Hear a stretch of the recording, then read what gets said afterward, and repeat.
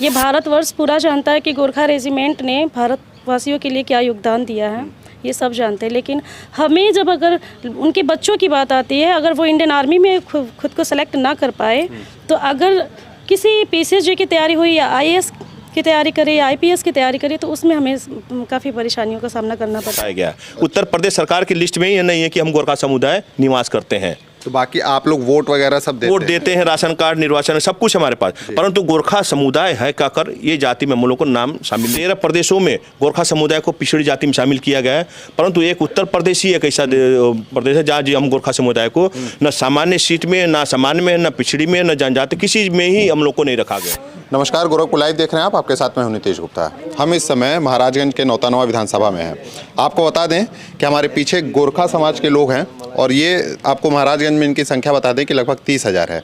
कहीं ना कहीं तय करते हैं कि राजनीति में क्या होने वाला है, लेकिन कुछ इसमें से लोग हैं जो काफ़ी नाराज़ भी हैं। इन लोगों का कहना है कि हमारे समाज को उपेक्षित रखा गया है राजनीति से और भी तमाम चीज़ों से। लोगों से बातचीत करेंगे, नौतनवा की राजनीति समझने की कोशिश करेंगे कि इस बार किसकी सरकार ये लोग बनवाना चाहते हैं। क्या नाम है आपका? मैं भूतपूर्व सैनिक मनोज कुमार राणा, जिला अध्यक्ष गोरखा समाज। क्या ये बताइए, गोरखा समाज के लिए राजनीति में क्या जगह है, आप लोग क्या मांग करते हैं? जैसे कि हम लोग नौतनवा महाराजगंज जिले में देश आज़ाद न होने पहले से ही हम लोग निवास करते आ रहे हैं, परंतु हम गोरखा समुदाय आज तक वो जो सुविधा मिलना चाहिए हम लोग को वो सुविधा नहीं मिल पाया। देश में 13 प्रदेशों में गोरखा समुदाय को पिछड़ी जाति में शामिल किया गया है, परंतु एक उत्तर प्रदेश ही एक ऐसा प्रदेश है जहाँ जी हम गोरखा समुदाय को न सामान्य सीट में, न सामान्य में, न पिछड़ी में, न जनजाति किसी में ही हम लोग को नहीं रखा गया। तो हम लोग हर काम में जाते हैं कहीं भी सरकारी विभाग में, तो उस समय बड़ी समस्या होता है। तो बोलते कि आप लोग ने कहाँ से आए, शक्ल देखते बोलते ने कहाँ से आए, नेपाल से आए। तो ये सब आप लोगों का कहना है कि जितने यूपी के गोरखा समाज के लोग हैं, इन लोगों को कोई भी मतलब जिस जातियों में शामिल करना चाहिए था, पिछड़ा हो या अनुसूचित हो, उसमें शामिल नहीं किया गया। अभी यही हमने अभी हमारे कुछ थे बच्चे का जो ईडब्ल्यूएस सर्टिफिकेट निकालना था, तो ईडब्ल्यूएस सर्टिफिकेट में बोला, तहसीलदार साहब बोला कि आप लोग तो सामान्य जाति के लोगों को मिलता है जनगणना, लेकिन उसमें अभी इसमें हम गोरखा जाति ही नहीं दर्शाया गया। उत्तर प्रदेश सरकार की लिस्ट में ये नहीं है कि हम गोरखा समुदाय निवास करते हैं। तो बाकी आप लोग वोट वगैरह सब देते हैं, राशन कार्ड, निर्वाचन, सब कुछ हमारे पास, परंतु गोरखा समुदाय है क्या कर ये जाति में हम लोग को नाम शामिल नहीं किया गया। यहाँ पे ज्यादातर जितने भी गोरखा समाज के लोग हैं, माना जाता है कि सैनिक रहते हैं, उनके परिवार सैनिकों से जुड़ा रहता है, कहीं ना कहीं फौज से जुड़े रहते हैं। यहाँ पे जितने लोग खड़े हैं सभी लोग फौज से ही जुड़े हुए हैं। सब फौज से भी है और कोई सिविल भी है, सब सिविल भी है। ठीक है, क्या नाम है आपका? पार्वती थापा। पार्वती जी, आप भी वोट देती होंगी? जी, मैं बिल्कुल देती हूँ। क्या लगता है 2022 का चुनाव सामने है, क्या लगता है कौन जीतेगा? ये तो मैं नहीं बता सकती क्योंकि चुनावी माहौल है, सबका दावेदारी काफ़ी चरम स्तर पे है। जी आ रहे होंगे गलियों में, घूम रहे होंगे। आते हैं जी, आते हैं जाते पूछते ही रहते हैं वोट देंगे कि नहीं देंगे, लेकिन हमारी मांगे हैं जो वो पूरी नहीं हो रही। वोट तो एक हम लोग देते ही हैं, एक सरकार चुनते हैं, उनसे उम्मीदें भी रखते हैं कि हमारी मांगे पूरी होंगी, लेकिन आज तक हमारी मांगे पूरी नहीं हुई है।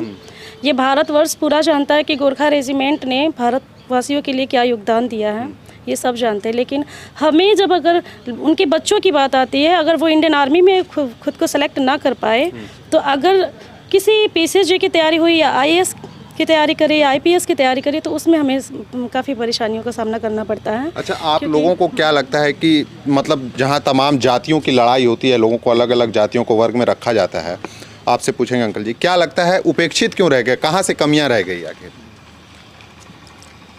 अब इसमें है कि उपेक्षित इसलिए रहे हैं कि किसी ने इसके ऊपर ध्यान ही नहीं दिया। कोई भी पार्टी, कोई भी जो है सांसद है, खास करके गोरखा समाज से कोई बड़े पदों में नहीं है, जरा मतलब आपके सांसद नहीं है, पार्लियामेंट में कोई वो नहीं है, इस वजह से भी हमारी तरफ से बोलने वाले कोई नहीं है। हाँ, और इसलिए उपेक्षित है। तो सरकार जो ये दावा करती है कि हम सबको साथ लेके चल रहे हैं, सबका विकास कर रहे हैं, अब उस सबके साथ और सबके विकास में आप लोग जहां अलग रह जा रहे हैं, तो उस पर क्या कहेंगे फिर?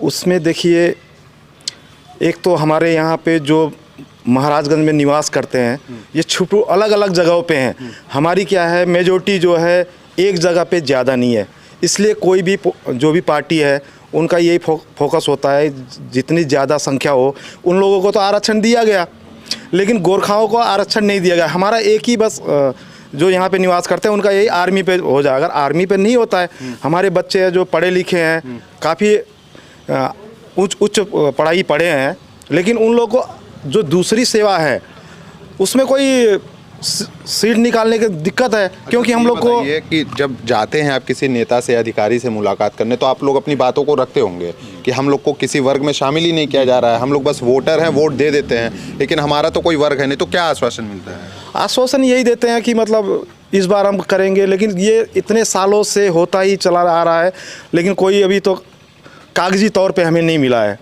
कि हम EWS में हैं या OBC में हैं या SC ST में है, कहीं पे ये नहीं है। जो कि मतलब आप लोगों के समाज को किसी भी जाति का जो एक सूची में शामिल नहीं है, कोई भी जाति के कोई भी जाति सूची में शामिल नहीं है, ताकि हम गोरखा भी यहाँ निवास करते हैं।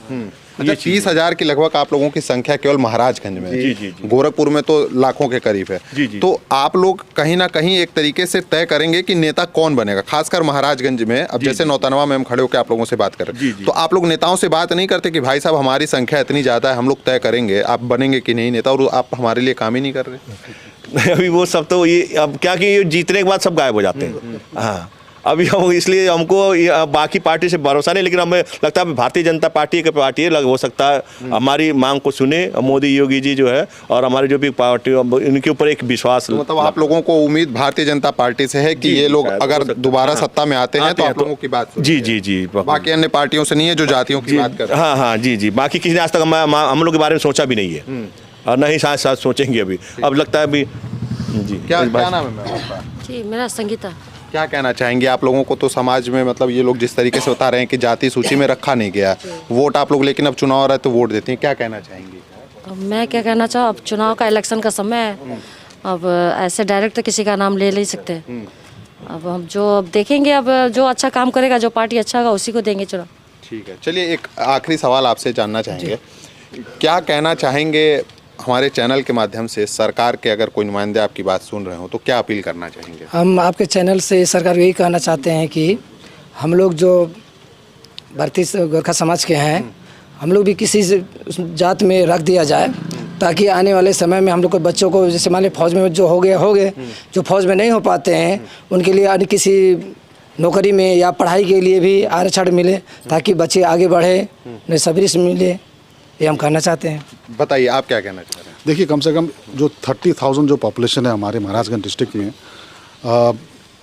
30 to 40% लोग आर्मी में हैं, बाकी जो 70% हैं वो लोग बेचारे थोड़े से बेरोजगार हैं, और बाकी जो बेसिक नीड्स, रोटी कपड़ा मकान नहीं मिल पाया उनको ठीक से, ठीक है ना। अब उसके लिए उनके बच्चे जो पढ़े लिखे हैं, जिनको पढ़ाई लिखा करने के बाद वो उस लेवल पे कॉम्पीट नहीं कर पाते हैं। इसके लिए हमें थोड़ा सा आरक्षण अगर मिल जाता OBC के थ्रू, तो कम से कम हमारी जाति भी थोड़ी सी आगे बढ़ती। तो आप लोगों का मानना है कि आप लोगों के समाज को OBC में जगह देनी चाहिए, बिल्कुल, जिससे फिर कहीं ना कहीं आगे नौकरियों में जो आप समाज के बच्चे हैं उनको मौका मिले। हाँ, थोड़ा सा मौका मिले, और ताकि हमारे बच्चे भी IAS IPS UPSC वगैरह क्रैक करें। ठीक है, बाकी अब 22 में चुनाव है, उम्मीद क्या लग रहा है, किससे उम्मीद लग रही है, कौन सरकार बनाएगा? अब देखिए, हमने तो अपना निवेदन पंकज चौधरी जी को दिया हुआ है, जो हमारे में वर्तमान सांसद हैं यहाँ से महाराजगंज से, तो हमने वो निवेदन दिया हुआ है पंकज चौधरी जी को। अब देखते हैं, उन्होंने हमको आश्वासन दिया है कि इस बार हम कोशिश करेंगे गोरखा समाज को OBC कैटेगरी में लाने के लिए। ये देखिए, अब हमने मुख्यमंत्री जी को 2017 में ज्ञापन दिया था, अब हमारे न्यूज भी न्यूज़ चला था कि, और लेकिन आज उन्होंने वहाँ से भेज दिया कागज की कार्रवाई के लिए तहसील में, यहाँ की, ताकि गोरखा की जनगणना कितने हैं, कितनी संख्या है। हाँ, परंतु आज तक इन लोगों ने कोई एक्शन ही नहीं किया आगे तक, और ये कागज है कहीं दबा रह गया। लेकिन फिर भी उम्मीद है कि अगर भाजपा आती है तो हाँ जी, ये काम आगे बढ़ेगा, क्योंकि भाजपा आएगी तभी वो गा पाएगा। तो यहाँ पे हम नौतनवा विधानसभा में थे और गोरखा समाज के तमाम लोग थे। लोगों का कहना था कि इनके समाज के लोगों को समाज में कोई जो जाति सूची होती है उसमें नहीं रखा गया है, जिसकी वजह से ये लोग काफ़ी परेशान हैं, बच्चों के भविष्य को लेकर काफ़ी परेशान है। उम्मीद है इन लोगों की ये भी मानना है कि अगर भाजपा दोबारा सत्ता में आती है तो इस पर विचार करेगी और कहीं ना कहीं इन्हें समाज में एक नया जगह देगी और जातीय सूची में इन्हें शामिल करेगी। बाकी हम आपको और भी खबरें दिखाते रहेंगे, बने रहे हमारे साथ, देखते रहिए गोरखपुर लाइव। धन्यवाद।